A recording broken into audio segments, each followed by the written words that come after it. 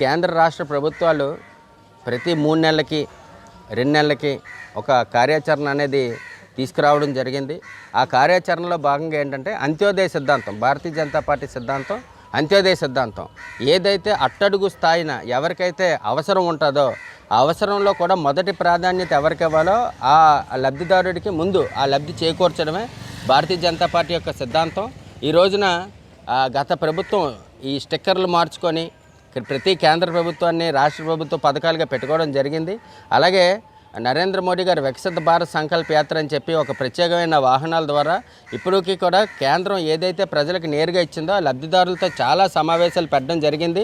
దానికి కూడా అప్పుడు సంబంధించినటువంటి యూసీడీ అధికారులు, ప్రాజెక్ట్ డైరెక్టర్లు వీళ్ళందరూ కూడా స్వయంగా ఈ పథకాలన్నీ కూడా కేంద్ర ప్రభుత్వం చేశారు, ఈ పథకాలన్నీ కేంద్ర ప్రభుత్వం మోడీ గారు మనకి ఇచ్చారని వారి నోటితోనే చెప్పడం జరిగింది.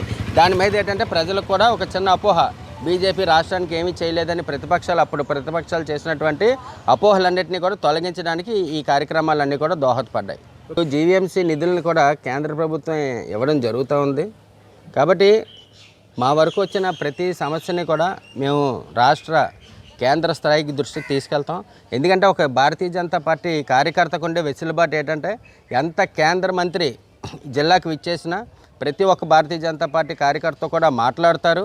ఇక్కడ ఉన్నటువంటి స్థానిక సమస్యల్ని రిప్రజెంటేషన్ల ద్వారా తీసుకుంటారు.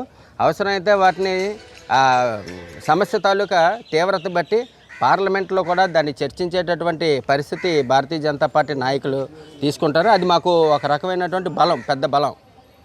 ముందే చెప్పాను అంత్యోదయ సిద్ధాంతం అని. భారతీయ జనతా పార్టీ కార్యకర్తలను ఏ రకంగా గుర్తిస్తుందని చెప్పడంలో నేను కూడా ఒక ఉదాహరణే. ఎందుకంటే నేను ఒక చిన్న సామాన్య కార్యకర్తని, నేను ఒక వార్డు ప్రెసిడెంట్గా నా తాలూకా కెరియర్ని బీజేపీలో స్టార్ట్ చేసి తర్వాత చేనేత విభాగం జిల్లా అధ్యక్షుడిగా చేసి దక్షిణ నియోజకవర్గ కన్వీనర్గా చేశాను. అటువంటి నా సేవలు గుర్తించి నాకు ఎమ్మెల్యే టికెట్ ఇవ్వడం జరిగింది. అంతకంటే మహద్భాగ్యం ఏంటంటే ఇతర దేశ ప్రధానులు, రాష్ట్రపతులు కూడా మోడీ గారిని కలడానికి అపాయింట్మెంట్లు తీసుకొని ఎంతో తహతహలాడిన సమయంలో విశాఖపట్నంలో మోడీ గారు వచ్చినప్పుడు 2 సార్లు నేనే కలడం జరిగింది. అలాగే ఒక నిబద్ధత కలిగిన కార్యకర్త, క్రియాశీల కార్యకర్త అయినటువంటి శ్రీనివాసవరం గారికి సీట్ ఇవ్వడం, ఆ సీట్ ఇచ్చిన క్రమంలో ఆయన ఎంతోమంది సీనియర్ ఉన్నప్పటికీ కూడా వారిని గుర్తించి ఒక సామాన్యమైన కార్యకర్తను గుర్తించి వారికి మంత్రి పదవి ఇవ్వడం జరిగింది.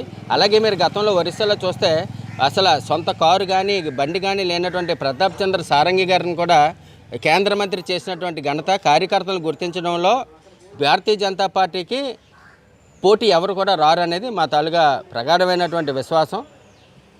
ఇప్పుడు మా అదృష్టం ఏంటంటే ఇటు కేంద్రంలో రాష్ట్రంలో కూడా డబుల్ ఇంజిన్ సర్కార్ రావాలని చెప్పి మా పెద్దలందరూ కూడా కృషి చేశారు. ఈరోజు అటు కేంద్రంలో కానీ ఇటు రాష్ట్రంలో కానీ ఎన్డీఏ సర్కారు ఏర్పడింది. కాబట్టి మాకు కేంద్రానికి రాష్ట్రానికి ఇప్పుడు పెద్ద గ్యాపులు ఉండవు.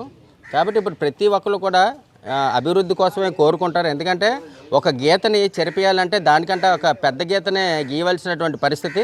కాబట్టి అటువంటి క్రమంలో డబుల్ ఇంజిన్ సర్కారు డబుల్ స్పీడ్లో పనిచేసి ప్రతి ఒక్క సమస్యని కూడా మనము పరిష్కరించే దిశగా ముందుకు వెళ్ళడం జరుగుతుంది.